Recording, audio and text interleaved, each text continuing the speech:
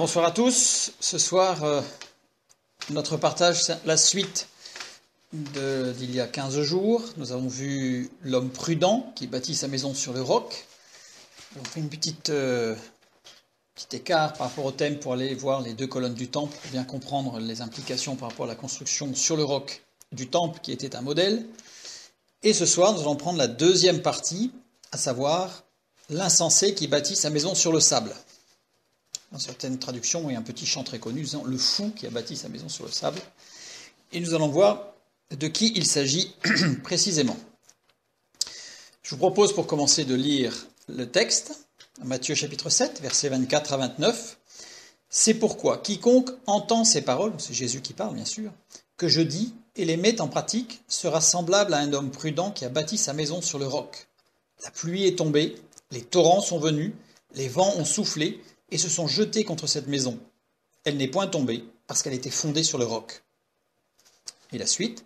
« Mais quiconque entend ces paroles que je dis et ne les met pas en pratique, sera semblable à un homme insensé qui a bâti sa maison sur le sable. La pluie est tombée, les torrents sont venus, les vents ont soufflé et ont battu cette maison. Elle est tombée et sa ruine a été grande. » Après que Jésus eut achevé ses discours, la foule fut frappée de sa doctrine, car il enseignait comme ayant autorité, et non pas comme leurs scribes. Pour bien comprendre le passage, nous allons voir un petit peu à qui Jésus s'adresse. Parce que souvent, ce passage est pris dans l'évangélisation, en disant que le fou, c'est celui qui bâtit sa maison non fondée sur Jésus-Christ, sur la parole de Dieu. Et donc, de fait, on compare celui qui est avec Christ, qui a bâti sa maison sur le roc, et celui qui vit sa vie sans Christ et qui a bâti sa maison sur le sable.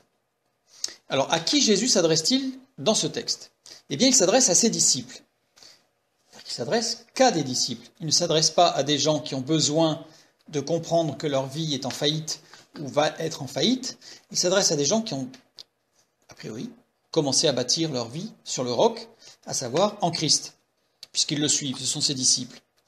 Pour bien comprendre, nous sommes dans Matthieu chapitre 7. Alors on ne va pas tout regarder l'évangile de Matthieu, parce qu'il est structuré d'une façon évidemment très cohérente, mais juste le chapitre d'avant, Matthieu chapitre 6, Jésus place ses disciples dans une relation d'intimité avec Dieu. Chapitre 6, nous l'avons déjà étudié en partie, puisque c'est la relation avec leur Père qui est aux cieux, notre Père qui est aux cieux, et après il y a tout le chapitre 5, chapitre 6. Et tel qu'il remplit leurs pensées, qu'il s'agisse des aumônes, de prières, de jeûnes ou de leur attitude à l'égard des richesses et des besoins de cette vie. C'est-à-dire que dans tous les domaines, au chapitre 6, Jésus invite les disciples à être dans l'intimité avec Dieu, dans tout ce qu'ils font, pensent. Donc leur Père, c'est une expression qui vient, avec quelques légères variantes, mais 12 fois précisément dans le chapitre 6. Donc il y a une raison, bien sûr.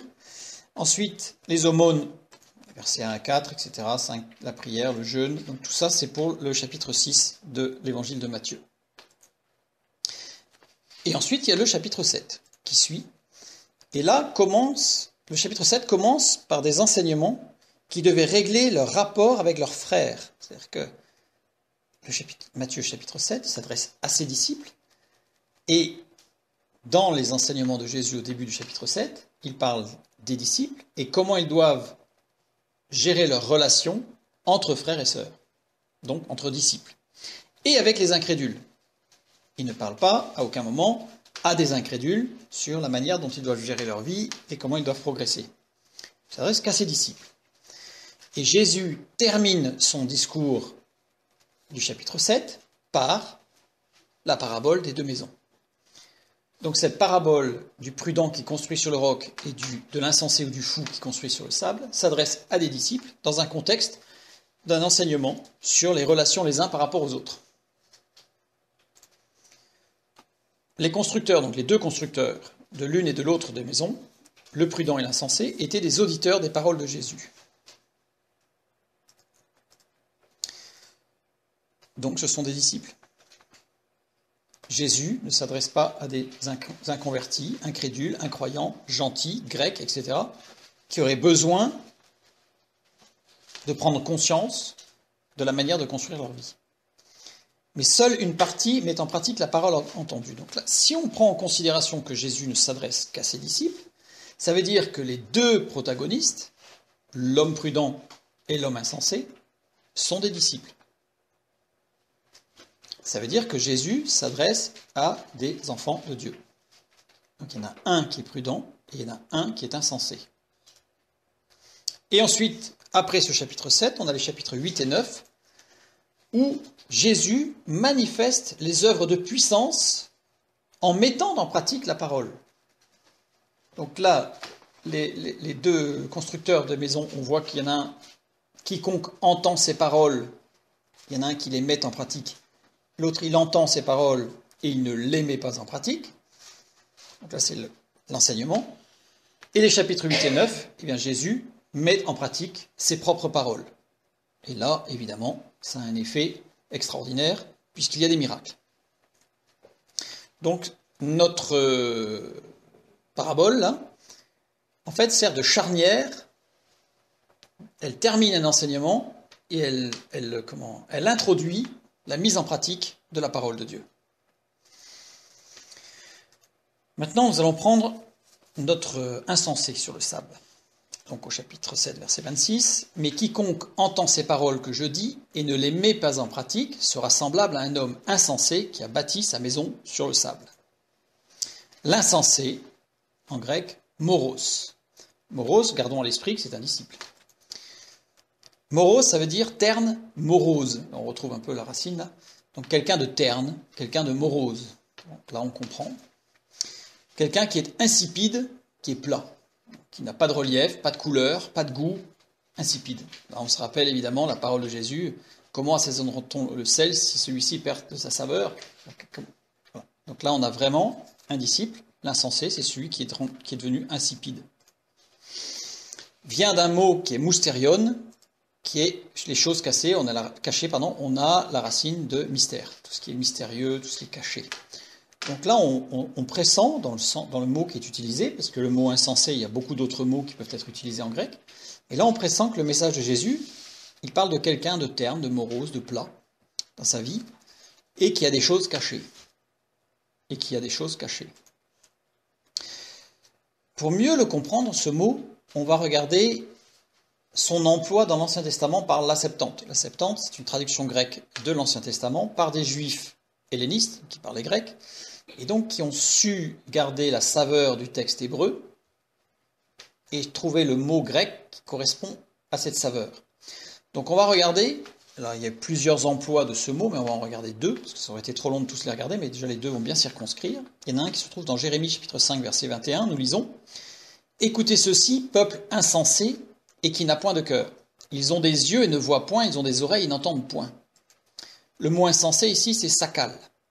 Sakal, qui est formé des deux premières lettres, samek kaf, donc ligne sphérique qui enferme, c'est-à-dire qu'on imagine un cercle qui fait la boucle et ça enferme, donc c'est quelque chose dont on ne peut plus sortir.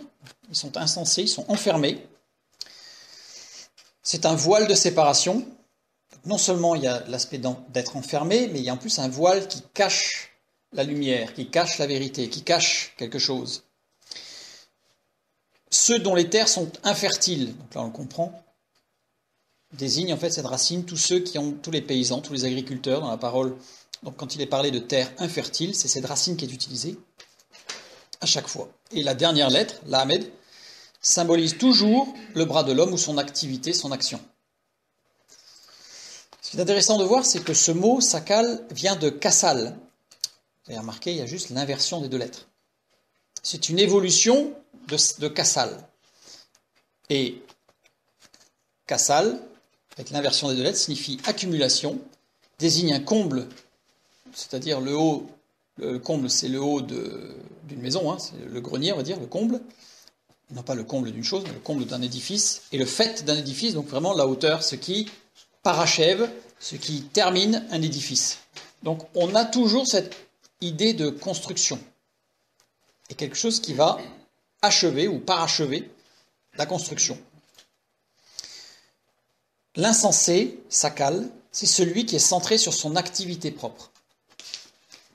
Alors son activité propre, ça ne veut pas dire dénué de toute pensée spirituelle. Ça peut être une activité spirituelle au sein de l'Église, dans le témoignage, ou dans un ministère. Mais il est centré sur son activité. Dans Galates chapitre 3, verset 3, nous lisons « Êtes-vous tellement dépourvus de sens ? Après avoir commencé par l'esprit, voulez-vous maintenant finir par la chair ?» Ça, c'est ce qui va caractériser notre insensé. L'insensé, c'est celui qui a commencé par l'esprit et qui va terminer par la chair. C'est-à-dire qu'il va commencer en Christ et il va finir en lui-même.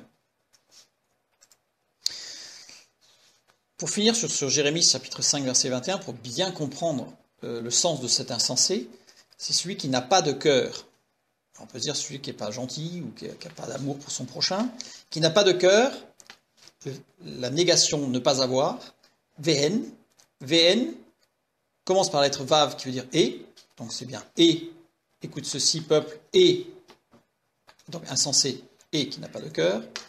Et les trois dernières lettres expriment toujours l'absence en donnant l'apparence de la présence. Ça veut dire qu'en fait c'est de l'hypocrisie. C'est un mot en hébreu qui définit toujours quelque chose qui fait croire qu'il y a, mais il n'y a pas.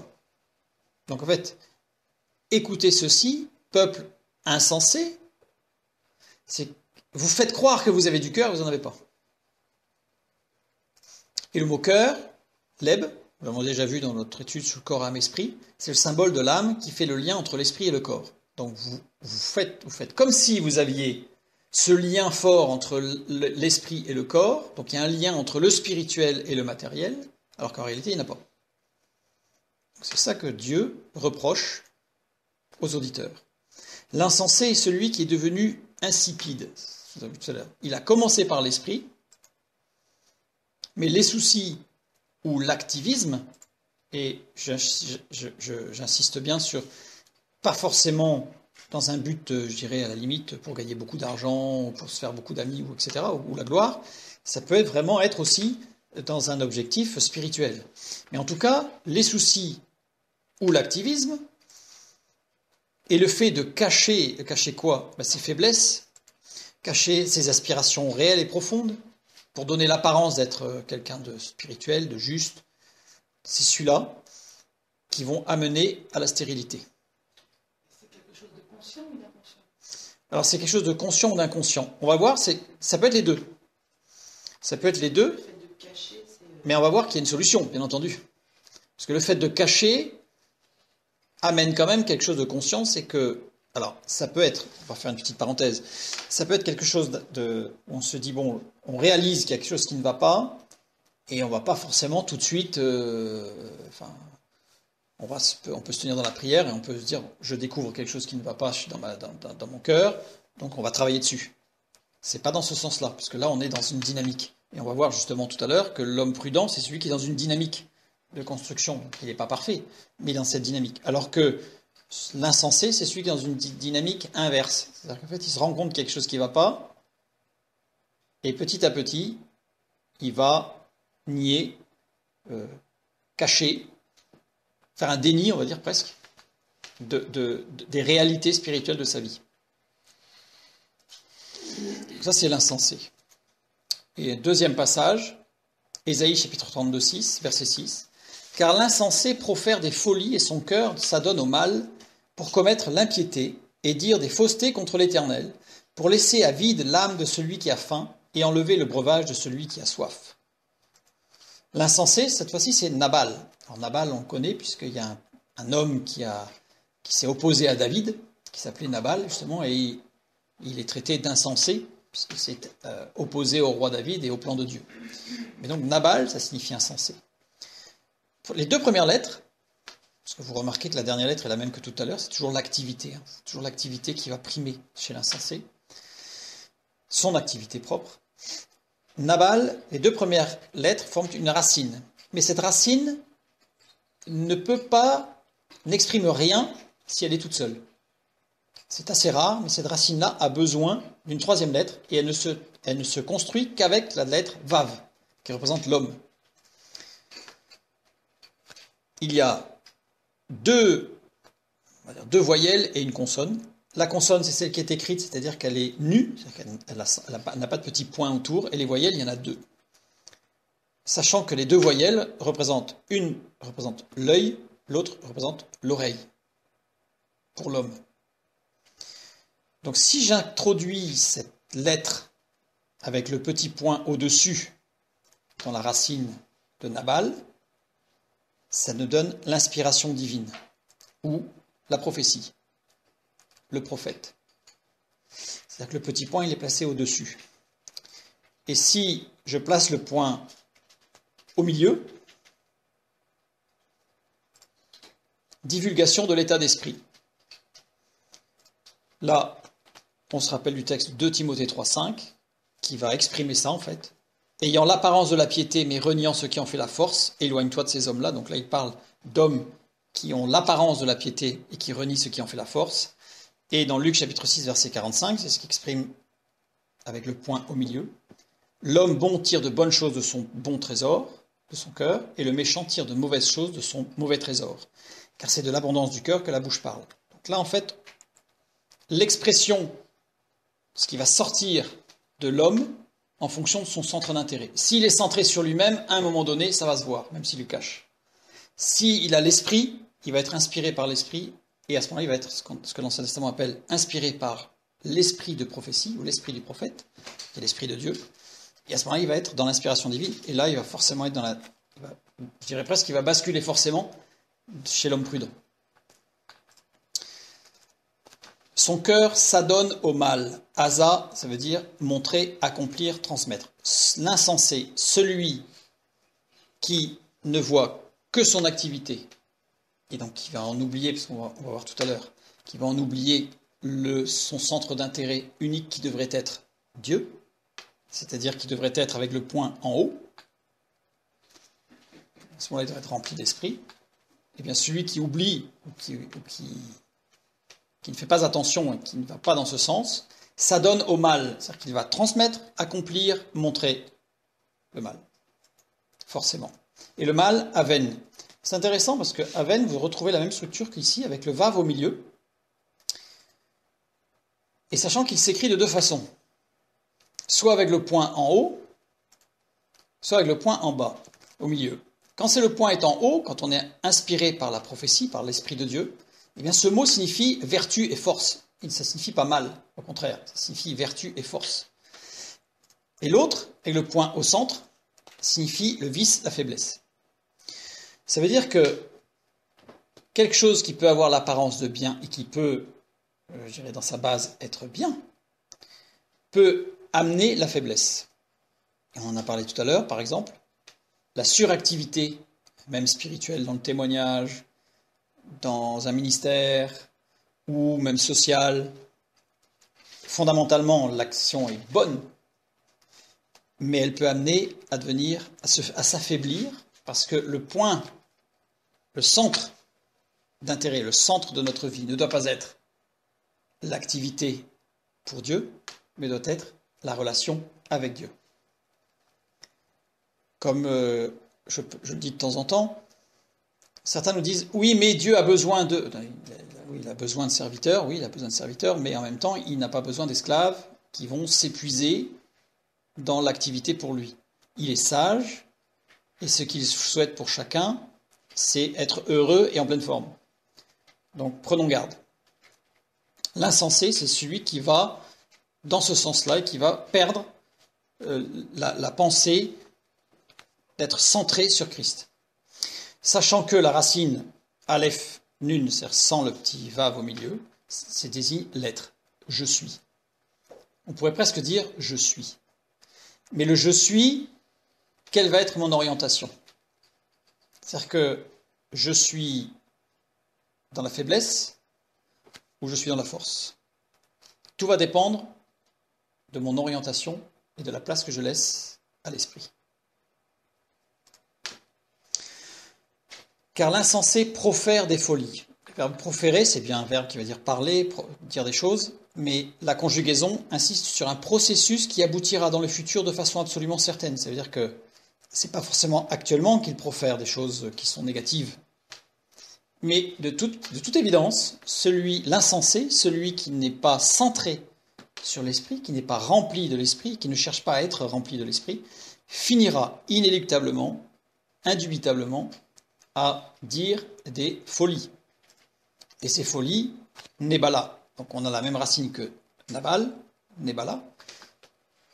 Et il n'y a pas des, c'est une. C'est-à-dire que dans le texte original, car l'insensé profère la folie. Et c'est quoi la folie?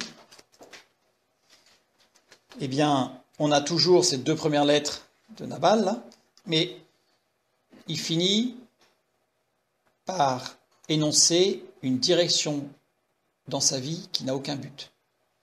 En fait, il se perd. En fait, il en perd le but. C'est ce que nous dit l'apôtre Paul dans plusieurs textes, que nous devons rester les yeux fixés sur Jésus-Christ et ne pas nous perdre dans un but qu'on appelle, nous, je dirais, dans un langage moderne, une voie de garage, ou une voie sans issue.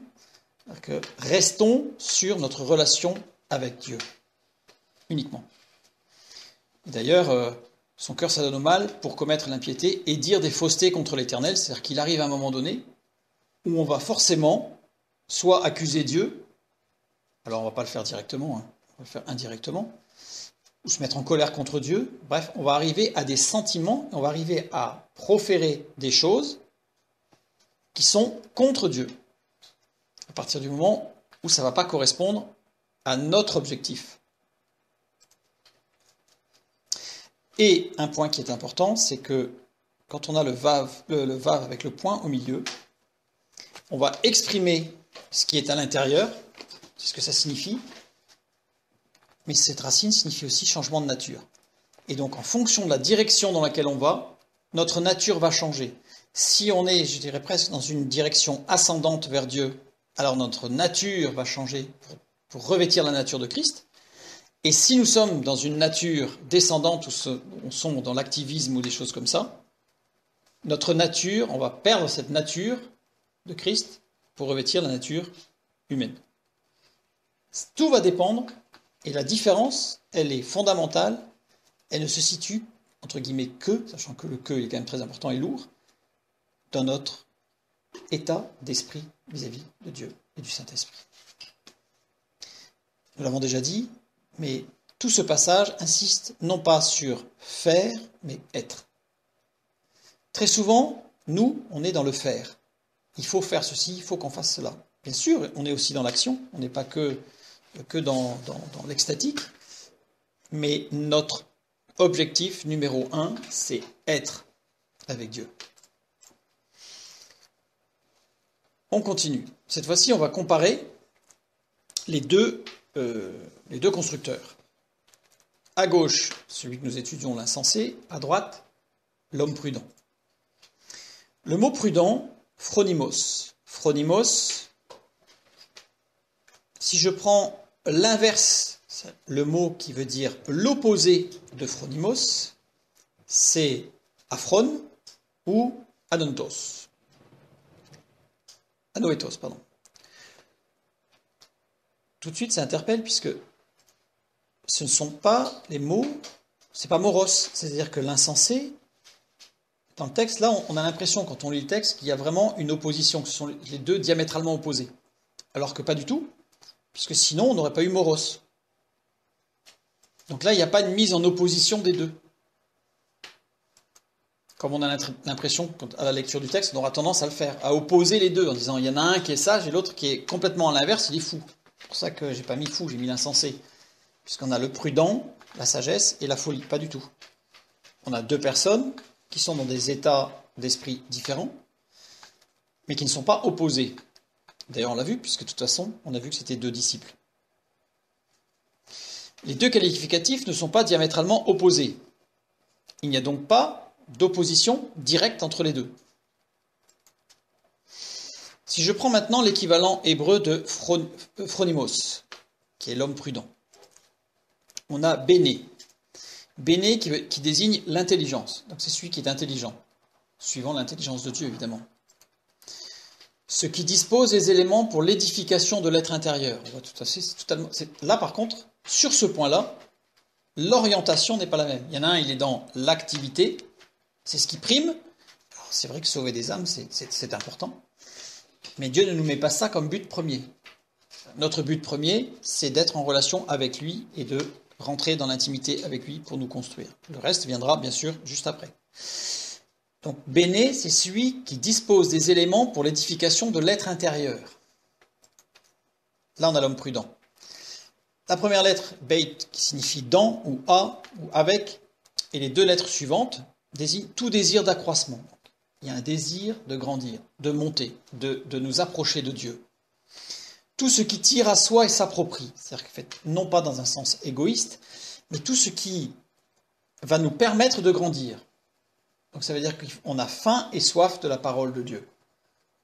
Celui qui est prudent, c'est celui qui a faim et soif de la parole de Dieu. Et il n'y a rien de tel pour entretenir la faim et la soif que de manger et de boire. Vous savez, ceux qui meurent de soif, il arrive un moment, quand on n'a pas bu, et bien on n'a plus soif. Et on ne se rend même pas compte que le corps meurt. Et avec la parole de Dieu, c'est pareil. Si on ne la lit pas, si on ne la médite pas, ben il arrive un moment où on n'en a plus besoin. Et on a l'impression que tout va bien. Alors qu'en réalité, on se dessèche, on se déshydrate. Cette racine, tout ce qui dépouille, opprime les centres d'intérêt pour tout amener à un seul centre d'intérêt.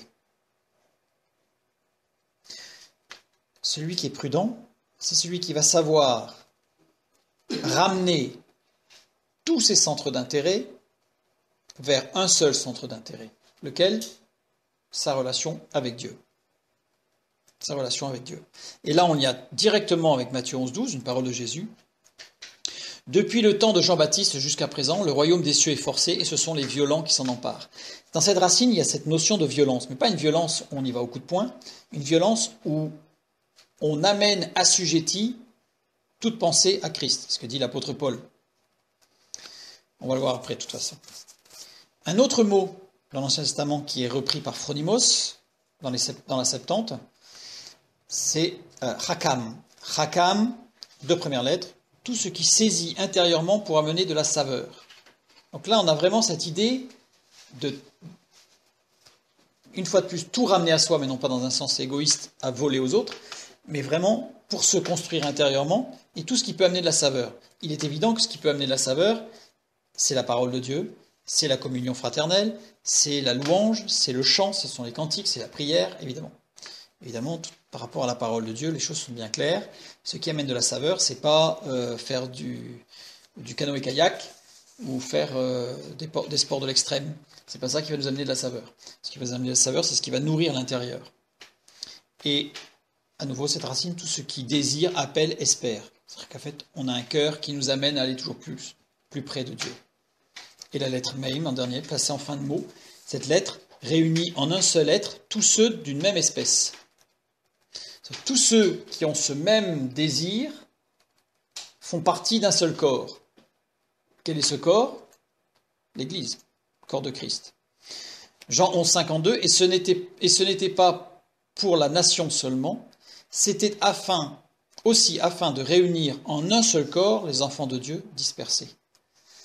Celui qui est prudent, c'est celui qui va intégrer le corps de Christ. Alors, ça ne veut pas dire, évidemment, si on le peut, intégrer une église locale ou une cellule de maison avec des frères et sœurs, etc., puisque seul, on dit bien l'image de la brebis seule est en danger par rapport au loup, qui va mettre en troupeau.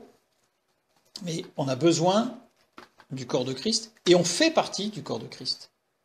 Et celui qui veut être indépendant du corps de Christ, puisqu'il a mieux compris que les autres, peut-être, il ne peut pas. Il n'est pas dans la prudence de Dieu. Il ne construit pas comme cet homme prudent. Être prudent, c'est forcément intégrer l'Église, le corps de Christ. Et un troisième mot, mésima. Tout ce qui est issu d'un vif éblouissement, donc tout ce qui a été éclairé. Pas progressivement, mais ça c'est la conversion, évidemment. On a l'image parfaite avec l'apôtre Paul qui a eu cette lumière éclatante. Quand Christ se révèle à nous, notre nature de péché, en fait, est mise à nu. Et à ce moment-là, on est ébloui, notre être tout entier est rempli par la lumière de Dieu, et on accepte ou on refuse. La conversion, c'est accepter, bien sûr. Mésima, c'est tout ce qui répercute la lumière, tout ce qui réfléchit la lumière. Nous sommes amenés à être nous-mêmes des représentants de Dieu sur terre, et donc on réfléchit sa lumière. Et tout ce qui est incandescent, c'est-à-dire tout ce qui est animé d'un feu. L'homme prudent, c'est celui qui est animé d'un feu, le feu de l'esprit. Et les deux dernières lettres, tout ce qui est dynamique et formateur. L'homme prudent, c'est celui qui est dans une dynamique, celui qui est assis à se morfondre. Ça ne veut pas dire qu'on n'a jamais de moment de fatigue où on peut être attristé, bien sûr. Mais on est dans cette dynamique d'esprit de chercher la présence de Dieu, de rechercher ce qui va me construire intérieurement. Donc on est dans une dynamique de formation. L'élément d'où tire sa nourriture, à nouveau, de quoi nous nourrissons-nous? Si on se nourrit de films à la télévision, si on se nourrit de sport, je ne suis pas en train de dire que le sport n'est pas bon, d'ailleurs l'apôtre Paul dit l'exercice corporel est utile à peu de choses, donc il est quand même utile, mais l'exercice à la piété est utile à tout. Donc recherchons ce qui va nourrir notre être intérieur. L'insensé, c'est celui qui va être dans l'activité, dans tout ce qui va nourrir l'être extérieur. Pas forcément dans un but qui est mauvais d'ailleurs, comme je l'ai dit. Tandis que l'homme prudent, c'est celui qui va privilégier sa vie intérieure.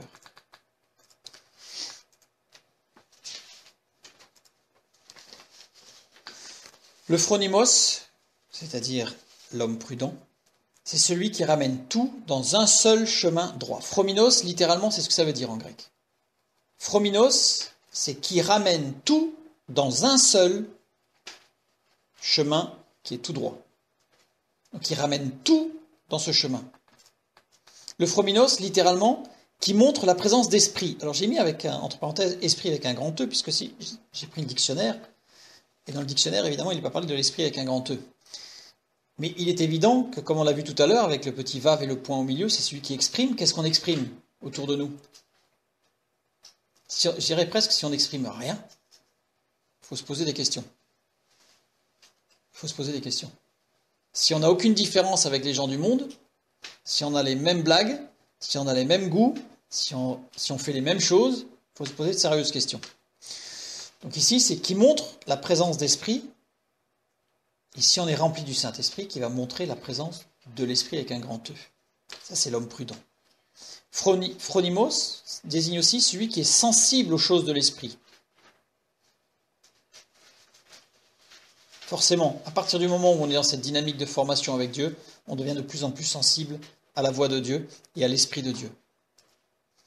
Phronimos, celui qui possède la sagacité et le discernement. La sagacité, j'ai défini parce que c'est suivant la définition des philosophes grecs, par rapport à Phronimos, qui est en grec. La sagacité, c'est ce qui désigne l'effort de la personne à moralement et spirituellement amener ses sens à la vertu. On a cette notion de se faire violence, pas forcément à se faire souffrir et à vouloir se faire souffrir, entendons-nous bien, mais c'est celui qui va faire l'effort d'amener moralement et spirituellement, donc tout, donc on n'est pas dans la 16, puisque là il n'est pas parlé du physique, donc on ne va pas obliger son corps à souffrir, etc., pas du tout. Mais on prend garde à tout ramener en un seul chemin qui est droit. La vérité, la justice, la pureté, la sainteté, etc., etc. Et tout ça, phronimos, c'est tout ce qu'on vient de dire, littéralement, c'est dans les pensées et dans les actes. Vaste programme. L'homme prudent, c'est celui qui est, je dirais, qui est complet. Qui est complet. Et là, nous lisons 2 Corinthiens 10:5, l'apôtre Paul. Nous amenons toute pensée captive à l'obéissance de Christ. C'est ça. Ça, c'est être prudent. Ça, c'est bâtir sa maison sur le roc.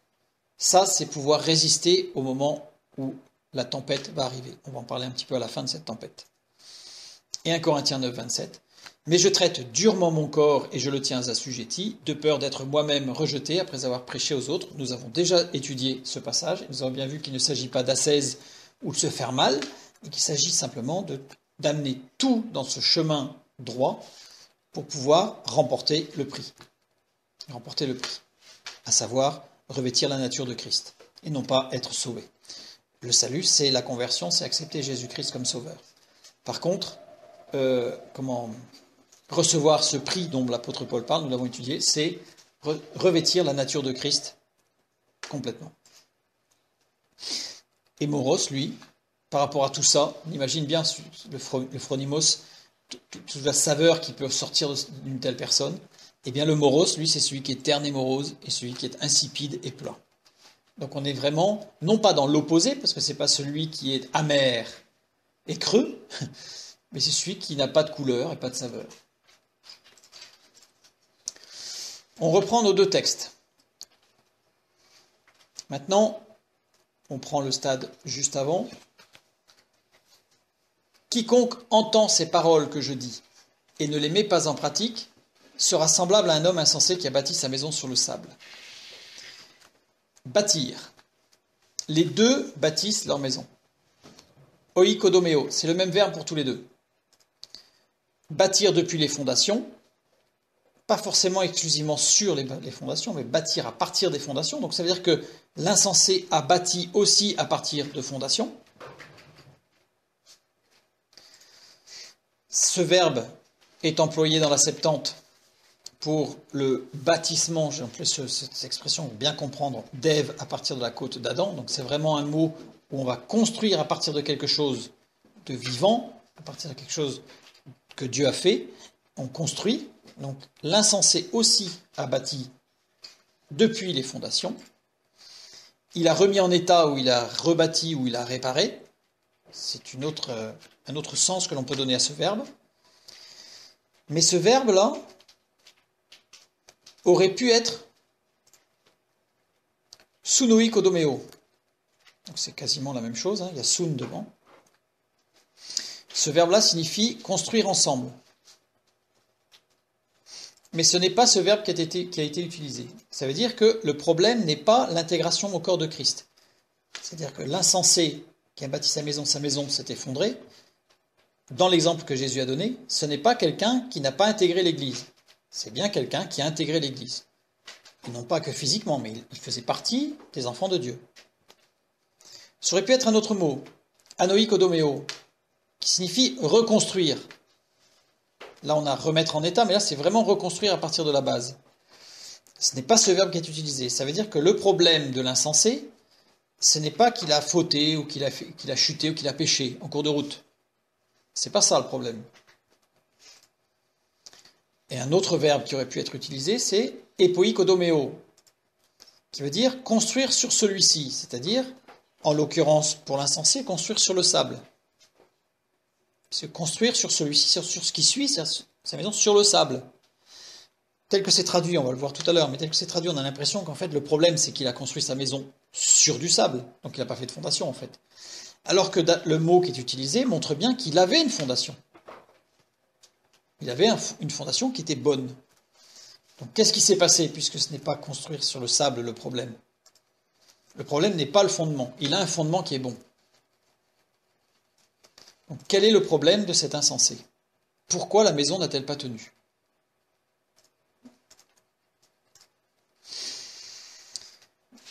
Il a construit sa maison sur le sable. On va garder cette traduction pour l'instant. Amos, sable. Ça désigne, le mot grec amos ne désigne pas le sable que l'on va trouver sur les plages. Enfin, quoique, c'est du sable de mer, mais ça désigne particulièrement le sable que l'on trouve dans les pistes de course, dans les hippodromes ou dans les arènes. Donc il a construit sa maison sur un sable particulier, sur le sable qui permet de stabiliser le sol des pistes de course. Vient d'un mot, ama, qui veut dire tout de suite, qui veut dire tout à la fois et qui signifie en même temps que. Ça veut dire que la notion qui est laissée par ce texte de Jésus, c'est que cet insensé, c'est quelqu'un qui a bâti sur le fondement, mais il a tout voulu tout de suite. En fait, le problème fondamental de cet insensé, moros, c'est qu'il a voulu aller trop vite. Il voulait tout de suite. Il n'a pas suivi la formation de Dieu. Et combien de fois nous, même si Dieu nous fait une promesse, on la veut tout de suite. Et à la limite, on ne va pas comprendre pourquoi on ne l'a pas tout de suite. C'est pas parce que Dieu nous fait une promesse que l'on doit l'avoir tout de suite. Comme quand un enfant sait qu'il va avoir un cadeau, c'est pas parce qu'il sait qu'il va avoir un cadeau qu'il faut qu'il l'ait dans les 5 minutes qui suivent. Il l'aura au temps convenu. Et là, c'est la même chose. C'est pas un cadeau, c'est que Dieu parfois nous donne des paroles pour nous donner de persévérer, pour nous donner une promesse qui nous permette de dépasser ou de passer par des moments difficiles. Mais soyons dans la patience, dans l'espérance, dans cette dynamique de construction et de formation. Là, l'insensé, il voulait tout de suite. Il voulait tout de suite. C'est un peu, entre guillemets, une erreur de jeunesse. À la jeunesse, on veut tout de suite. Et la conjugaison, les deux ont bâti leur maison. Et c'est la même conjugaison pour les deux. On a la même conjugaison, l'aoriste. L'aoriste, pas de notion de présent, de passé ou de futur. Ça veut dire que les deux sont dans un processus de construction. Donc les deux suivent un processus de construction. Il y en a un qui voulait tout de suite. D'accord ? De toute façon, on conçoit bien que bâtir une maison, par exemple, en pierre de taille, c'est un peu plus long que de bâtir une maison en briques qui sont déjà toutes livrées. Donc ici, on a l'insensé qui voulait tout de suite, et les deux sont tous les deux dans un processus de construction dans le temps. Mais il y en a un qui veut aller trop vite. Le problème donc n'est pas le fondement, contrairement à ce qu'on pourrait penser à la première lecture du texte. Le problème n'est pas le fondement, les deux ont des fondations sérieuses, les deux ont entendu les paroles de Jésus, mais l'oreille n'a pas été la même. C'est-à-dire qu'en réalité, c'est au niveau de l'écoute de la parole de Dieu que les choses se sont passées. Regardons de plus près. Tous les deux ont entendu les paroles de Jésus. Le verbe entendre, akouo. Akouo, c'est le même verbe pour tous les deux. Donc ils ont eu la même écoute a priori, qui veut dire entendre et qui veut dire tenir compte. Donc les deux ont tenu compte des paroles de Jésus. Alors me direz-vous quelle est la différence ? Eh bien c'est la conjugaison qui n'est pas la même. Dans celui qui est insensé, la conjugaison est au participe. Dans celui qui est prudent, la conjugaison est à l'indicatif. Qu'est-ce que ça veut dire ? C'est une petite nuance qui va faire toute la différence. Petite nuance, c'est que quand c'est au participe, c'est-à-dire qu'en grec, ça donne à un verbe les caractéristiques d'un adjectif. Ça veut dire quoi ? Ça veut dire que c'est quelque chose de changeant et de circonstanciel. C'est quelque chose qui, si on dit de quelque chose qu'il est vert, c'est pas dans sa nature même la couleur verte. C'est parce qu'il a reçu la couleur verte, mais on peut le repeindre d'une autre couleur. Donc c'est quelque chose qui peut changer. C'est quelque chose qui peut s'adapter. C'est quelque chose qui va changer. Alors qu'à l'indicatif, indique une certitude absolue. Il y en a un qui a tenu compte des paroles de Jésus, l'insensé, un peu superficiellement, rapidement, pour faire vite, et l'autre, il les a intégrés. Il les a intégrés. Pourtant, il a bâti sur le sable, quand on dit qu'il n'y a pas de problème de fondement. Le texte nous dit bien, il a bâti sa maison sur le sable. Le mot sur, c'est épi. Épi qui signifie sur, mais qui signifie aussi dans et qui signifie au travers. Or, le sable, nous avons vu que c'était une question de tout de suite, dans le temps. Donc on peut très bien dire qu'en fait, il a bâti sa maison sur des principes du temps présent, principes du monde, dans le temps présent, c'est-à-dire dans le monde, indépendance de l'Église, et dans une sorte de course tout immédiatement, au travers du temps, c'est-à-dire qu'il voulait aller très très vite. Donc en fait, il a construit sa maison. Nous avions vu la dernière fois que le mot maison, c'était sa famille, c'était sa vie spirituelle, c'était le temple. Nous sommes le temple du Saint-Esprit. Donc il a tout construit, suivant des principes du monde, dans le monde, c'est-à-dire qu'indépendant de l'Église. Tout à l'heure, on verra, c'est les paroles de Jésus, bah ouais, elles sont drôlement bien. Hein. Ça s'arrête là. Elles sont drôlement bien. Hein. L'homme prudent, c'est celui qui va les digérer. Comme l'apôtre Jean, comme les prophètes dans l'Ancien Testament, où ils ont mangé la parole de Dieu. Ça prend du temps. Digérer, ça prend du temps. Donc prenons le temps de digérer la parole de Dieu.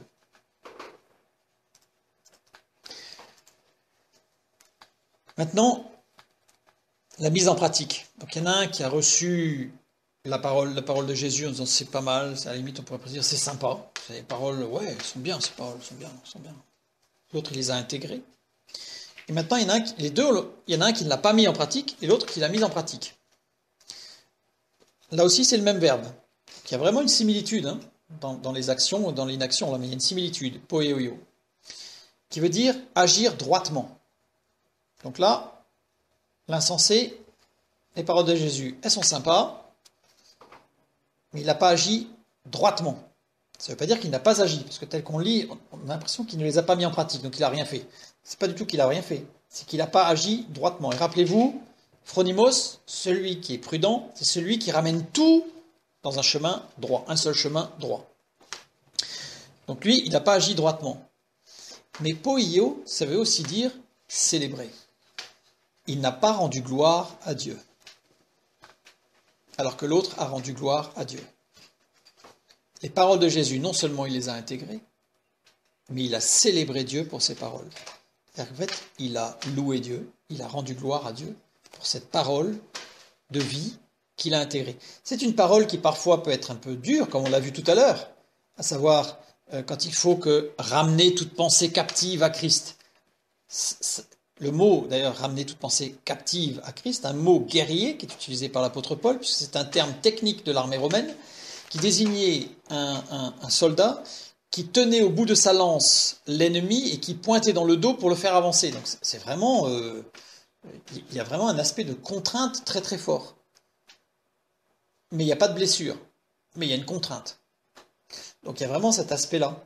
Donc cette parole de Dieu qui parfois n'est pas forcément, je dirais, agréable à écouter, mais en tout cas, gloire à Dieu parce qu'il nous fait grandir. L'insensé, c'est celui qui dit elles sont sympas les paroles de Jésus. Ah, Paul là-bas, il devrait bien les écouter, lui. Par exemple. Il faut l'intégrer pour soi. Et évidemment, la différence se fait, il y a la négation bien sûr, mais aussi dans la conjugaison, puisqu'on a à nouveau le participe pour l'insensé, donc ça veut dire que c'est quelque chose de circonstanciel, donc ça veut dire que il a appliqué les paroles de Jésus en fonction des circonstances. Un petit peu comme Pierre, quand l'apôtre Paul n'était pas là, qui mangeait avec les Juifs, et puis quand l'apôtre Paul est arrivé, hop là, il a changé d'attitude. Pourquoi ? D'ailleurs, l'apôtre Paul l'a repris, parce qu'il n'était pas droit. C'était circonstanciel, ça dépendait, en fonction de qui on est. En fonction de qui on est. Alors si on est à l'église le dimanche matin, alors là on est sérieux. On est sérieux. Et puis quand on est au travail, ah ouais mais non mais on est au travail, donc là on s'adapte. Ça c'est l'insensé. Ça c'est l'insensé. Conjugué au participe. Qu'est-ce qu'on fait des paroles de Jésus ? Caméléon. L'homme prudent, conjugué à l'indicatif, c'est-à-dire que là c'est quelque chose de sûr, quelque chose qui fait partie de sa nature. Il l'a intégré. Une certitude absolue. Une écoute attentive de la parole de Dieu, on a des effets visibles, forcément. Comme je l'ai dit tout à l'heure, l'insensé, c'est celui qui va être, en fonction des circonstances, hop, on s'adapte. Une fois de plus, comme Pierre, dans la cour, Jésus est accusé, il y a tous ceux qui se réchauffent autour du feu, Pierre s'approche, se réchauffe aussi autour du feu, puis on lui dit, mais oh, tu fais partie de cela, toi ? Ah non, non, non, non, non, non, non, pas du tout. Là, il s'est adapté. Pourtant, Jean était aussi dans la cour, mais il n'est pas allé se réchauffer auprès du feu. Il ne s'est pas adapté, il est resté entier. Quelle est notre attitude ? Prudent ou insensé ? L'homme prudent, c'est Job. Job qui va dire « Mon oreille avait entendu parler de toi, mais maintenant mon œil t'a vu. » À partir du moment où on se nourrit de la parole de Dieu, on écoute la parole de Dieu, on lit la parole de Dieu, on va intégrer la parole de Dieu, forcément, ça va se voir. Forcément, on va voir l'œuvre du Saint-Esprit dans nos vies. Je dirais presque, ceux qui nous entourent le verront même avant nous. Le verront même avant nous. J'avais vu le témoignage d'un homme qui s'était converti et qui avait dit le premier être vivant qui a vu le changement de vie, mon changement de vie, c'est mon chien. Parce qu'en rentrant chez lui, en fait, il était rempli de joie, et la différence était évidente, et il a vu un changement dans l'attitude de son chien. Vous imaginez un peu. Comme quoi, quand on laisse la parole de Dieu nous remplir, il y a des effets qui sont inéluctables et qui vont se voir. N'ayons pas peur de laisser voir ces effets. Ne les cachons pas comme l'insensé. L'insensé qui cache. Et l'insensé, c'est Jacques 1, 23, 24. Car si quelqu'un écoute la parole et ne la met pas en pratique, il est semblable à un homme qui regarde dans un miroir son visage naturel. Donc ça veut dire quand il s'approche de la parole de Dieu, il voit l'image projetée par la parole sur son état, et qui, après s'être regardé, s'en va et oublie aussitôt ce qu'il était. Ça veut dire qu'en fait, la parole de Dieu lui révèle des choses dans sa vie. Ah, elles sont sympas ces paroles. Ça s'arrête là. Il oublie. Il oublie ou il cache. Ou il se cache la face, il se voile la face. En tout cas, quelle attitude avons-nous? Comment construisons-nous notre maison? En ramenant tout dans le chemin qui est droit? Ou en trouvant ça sympa? La différence entre l'homme insensé et l'homme prudent. Nous avons vu que l'homme insensé, il est centré sur son activité. Même pour Dieu. Il cherche l'accumulation. Ça peut être l'accumulation de bénédictions, ça peut être l'accumulation de choses pour le Seigneur, pour l'Église, peu importe. Il cherche l'accumulation, la quantité. Il dissimule ses faiblesses pour paraître juste. Cherche à tout avoir tout de suite. Il ne s'inscrit pas du tout dans une dynamique. L'homme prudent, lui, est centré sur sa relation intérieure avec Dieu. Dans le lieu secret, dans sa chambre. Prière. Vous savez, la prière, ça ne se voit pas. Ça ne se voit pas. Mais c'est efficace. Il désire croître dans la sanctification. L'homme prudent ramène tous ses centres d'intérêt sur son Sauveur et Seigneur. Vous savez, par rapport à ça, c'est un peu à la mode, là, tous les arts martiaux. C'est quelque chose qui n'est absolument pas biblique, bien entendu, parce que c'est dangereux. Mais quand un élève, un disciple même, veut devenir maître en arts martiaux, on lui dit il faut qu'il vive l'art martial. C'est-à-dire qu'en fait, il ne fait pas que de s'entraîner quand il est sur le tatami ou dans le dojo, il doit respirer, il doit manger art martial, il doit s'habiller art martial, il doit dormir art martial, il doit vivre art martial, il doit respirer tout. En tant que chrétien, notre vie avec Dieu, c'est pas uniquement quand on est devant la Bible, quand on est à un moment de prière ou quand on est à l'église ou entre frères et sœurs, c'est tout le temps. Tout le temps. On ramène tout. On intègre, l'homme prudent, il intègre le corps de Christ, l'église. On ne veut pas être indépendant du corps de Christ. Et à ce moment-là, l'homme prudent, qu'est-ce qui va se passer? Il va refléter la lumière de Christ dans sa vie. Voilà, il n'y a pas d'effort à faire. Là, il n'y a rien à faire. Il n'y a rien à faire. À partir du moment où le feu est en nous, forcément, il rayonne. Il est animé du feu de l'esprit. Il devient rempli de saveur et d'esprit. Tandis que l'homme insensé, il devient insipide et sans saveur. À la limite, on pourrait presque imaginer que les deux sont partis au même point. Et il y en a un qui va monter en saveur et en sagacité, en vivacité, en vie, en énergie, et l'autre, il va diminuer. Il n'y en a pas un qui est parti, qui est inconverti et l'autre converti. Non, les deux sont au même point. Et en fonction de leur orientation d'esprit, ils vont s'éloigner. Il y en a un qui va se rapprocher de Dieu, l'autre qui va s'en éloigner. Pourtant, les deux sont chrétiens. Les deux sont des disciples de Christ. L'un trouve que la parole de Dieu, c'est bien, c'est sympa. L'autre intègre totalement la parole de Dieu. On voit vraiment la différence. Et on le voit bien quand il y a Jean, quand il a le livre, quand l'ange lui donne le livre, il mange le livre. Il ne fait pas que le prendre dans la main, il dit ouais, super, il le mange. Mangeons la parole de Dieu. L'insensé, il applique les principes du monde. Ça peut être dans l'évangélisation aussi. Il y a des techniques. Maintenant, il existe des formations sur comment manager un groupe. Où est l'esprit? Oui, ça ne veut pas dire qu'il faut partir avec rien, évidemment. Mais on n'utilise pas les techniques du monde. On ne va pas utiliser des techniques avec la musique, certaines musiques, parce que maintenant il faut mettre certaines musiques d'ambiance pour amener les chrétiens à être dans un état d'esprit de prière. Ça, c'est les techniques du monde, ça. Prenons garde aux techniques que nous pouvons utiliser. Laissons-nous guider par le Saint-Esprit.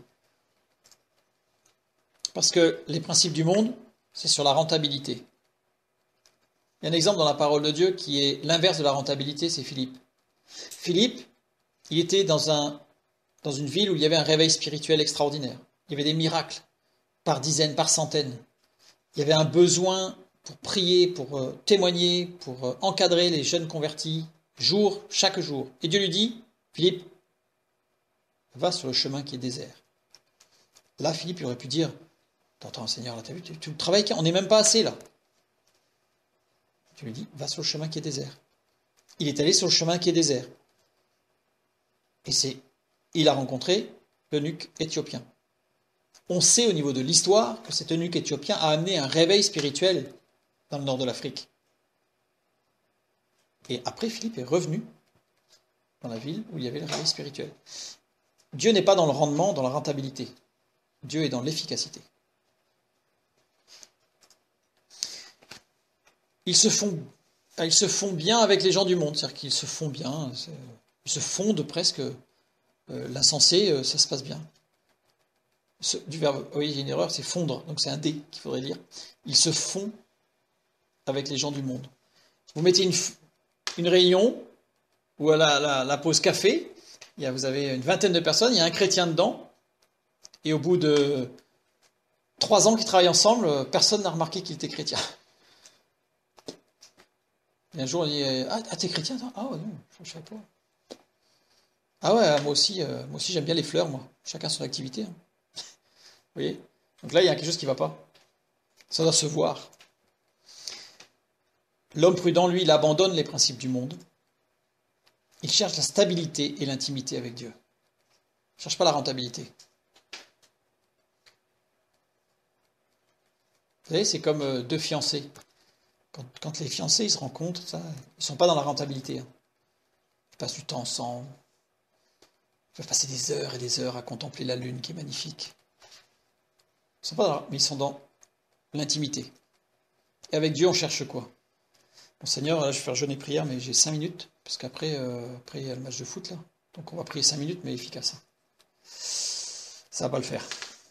Donc prenons garde à rechercher cette intimité avec Dieu dans l'amour. Celui qui est prudent, celui qui est phronimos, celui qui est avec Dieu, il dépareille avec ceux du monde. Ça ne veut pas dire qu'on est complètement décalé et qu'on va être montré du doigt parce qu'on est habillé n'importe comment, parce que non, on est sérieux. Mais justement, ce sérieux-là doit transparaître, doit se voir. S'il n'y a pas de différence, il y a un problème. Tout dépend de son positionnement personnel. Tout dépend de comment on est orienté par rapport à la parole de Dieu. Devant Dieu et devant le mal. Le mal, c'est ce qu'on a vu tout à l'heure. Vous vous souvenez, cette lettre, juste une lettre qui change, c'est pas une lettre qui change, un point. C'est moins qu'un trait de lettre, c'est un point. Si le point est en haut, c'est la force. Et dès que le point il est centré sur soi-même, à l'intérieur, c'est la faiblesse. C'est pas grand-chose, hein. Mais ça change tout. Ça change tout. Je dirais presque, par rapport à tout un être, tout un corps, l'orientation des yeux, c'est pas grand-chose. Hein. Mais vous orientez vos yeux vers le haut, c'est la force. Vous orientez vos yeux vers le bas, c'est la faiblesse. C'est le message de la parole de Dieu. Restons les yeux fixés sur Christ. On reprend nos 2 passages. Maintenant, on va voir les difficultés rapidement pour conclure. La pluie est tombée, les torrents sont venus, les vents ont soufflé et ont battu cette maison, et elle est tombée et sa ruine a été grande. Ça, c'est l'insensé. Et l'homme prudent, la pluie est tombée, les torrents sont venus, les vents ont soufflé, se sont jetés contre cette maison, elle n'est point tombée parce qu'elle était fondée sur le roc. Parfois, on entend une question, à quoi ça sert d'être chrétien? Parce que vu toutes les difficultés qu'on a, hein, Dieu pourrait nous protéger, on a les mêmes difficultés que les non-chrétiens. Quelque part, c'est pas normal. Si on fait confiance à Dieu, on ne doit pas avoir les mêmes difficultés que les autres. Et si on regarde bien ici dans le texte, la pluie est tombée, c'est le même mot. Les verbes sont conjugués à l'aoriste aussi, donc c'est tout le temps. Les torrents, le même mot. Les vents, le même mot. Souffler, pareil. Il y a cependant une différence. Il y a une différence qui est petite, mais qui fait toute la différence. Première chose, je voudrais juste avant de partir sur cette différence, c'est que, parler un tout petit peu très rapidement, mais la pluie, les torrents et les vents, on a ici la description de tous les cas de figure de ce qui peut nous arriver. On a les torrents, c'est l'image de l'eau qui va monter, c'est le monde. Donc c'est le monde qui va essayer de nous envahir, de nous emporter, d'où l'intérêt de ne pas se fondre avec les gens du monde, de rester fermement sur la parole de Dieu. Les vents, c'est Satan et le prince de l'air. Donc les vents, ce sont tous les puissances qui veulent nous faire tomber. Elles existent. Elles ne sont pas partout en permanence, mais elles existent. Et elles cherchent. Satan est comme un lion rugissant cherchant qui il va le dévorer. Donc c'est-à-dire qu'il est tapis là, il attend. Tant qu'on est positionné en homme prudent, il ne peut pas s'approcher. On va le voir d'ailleurs. Et la pluie, eh bien c'est justement, c'est l'image de l'eau aussi, mais au travers des différentes circonstances. Donc là, on n'est plus dans les modes, dans tout ce qui va être global avec le torrent, mais on va être quelque chose de plus fin. En tout cas, on a les trois, on a l'homme insensé et l'homme prudent, ils ont les mêmes difficultés, ils rencontrent les mêmes difficultés. À une nuance près, si on peut dire, c'est que les vents ont soufflé et ont battu la maison de l'insensé. Battu, proscopto. Proscopto, ça veut dire frapper, occasionner une chute, qui peut être métaphoriquement, d'ailleurs dans le terme spirituel, amener à pécher, et heurter. Heurter, ça peut aussi, c'est pas forcément frapper, heurter. Heurter, ça peut atteindre quelque chose qui est plus subtil, et qui va être plus aigu comme douleur d'ailleurs. Donc, ces vents ont soufflé et ont battu la maison. Dans le cas de l'homme prudent, c'est pas le même mot. Les vents ont soufflé, certes, mais prospipto. Petite différence, se prosterner, être vaincu et s'écrouler. C'est-à-dire que quand on est un homme prudent, les vents qui soufflent s'écroulent. C'est pas la maison qui s'écroule. Ce sont les vents qui se plient devant la puissance de celui qui règne dans notre maison. On se rappelle les disciples dans la barque avec la tempête. Jésus se lève, menace les vents et la mer et tout se calme. Là se trouve la grande différence.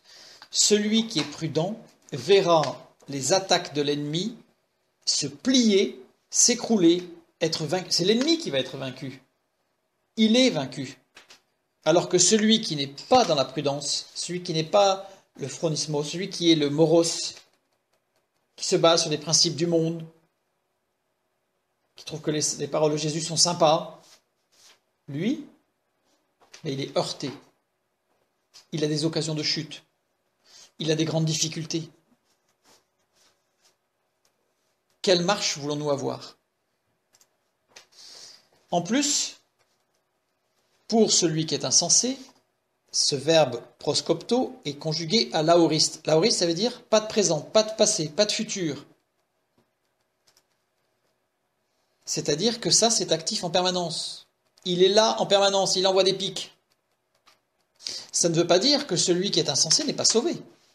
Ça veut dire qu'il va rencontrer des difficultés nettement supérieures et que des occasions de chute vont être, je dirais, importantes. Alors que celui, lui, qui est prudent, prospipto, l'ennemi est vaincu, et c'est conjugué à l'aoriste second.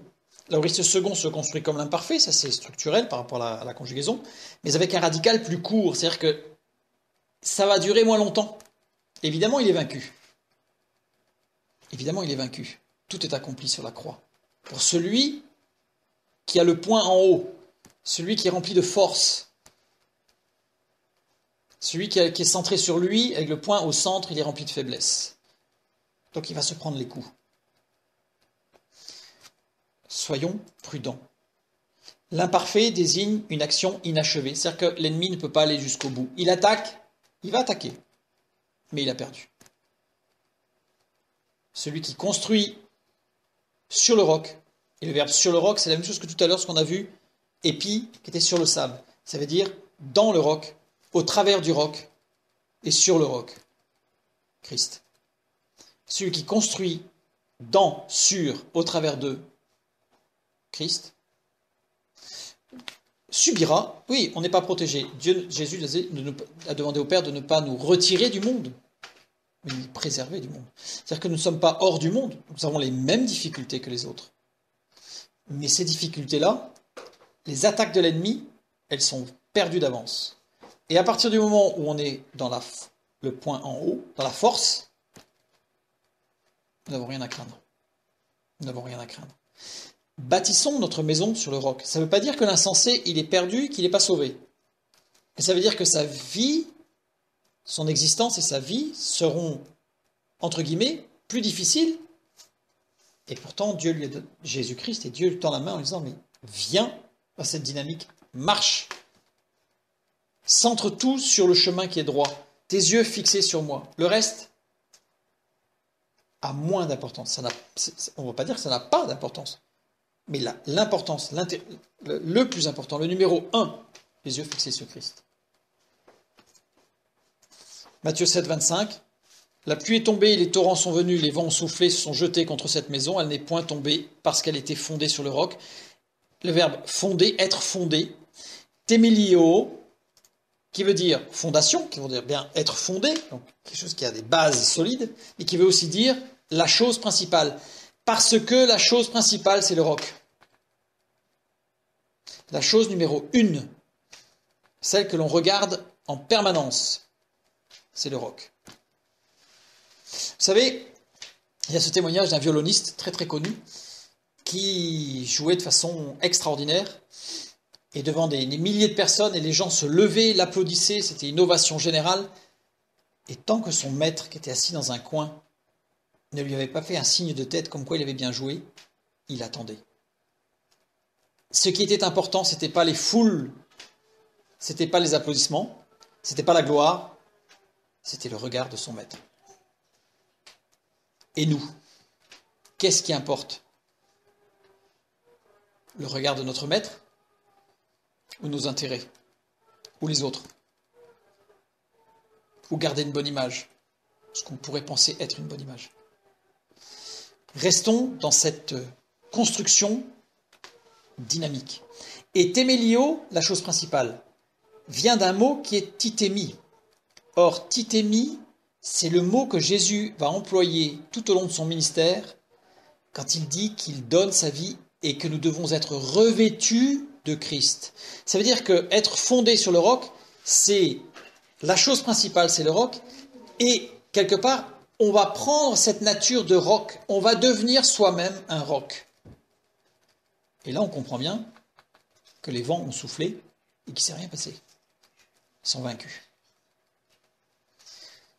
Soyons des phronismos, soyons des hommes et des femmes prudents, les yeux fixés, le point en haut, les yeux fixés en haut, et non pas centrés sur nous-mêmes. Et alors nous serons remplis de force, et nous deviendrons des gens remplis de sagacité pour pouvoir tout amener à Christ, les pensées captives, et que tout notre être soit sur un chemin qui est droit et tout soit ramené dans ce chemin. L'ennemi n'aura plus aucune prise sur nous. Que Dieu vous bénisse et à bientôt.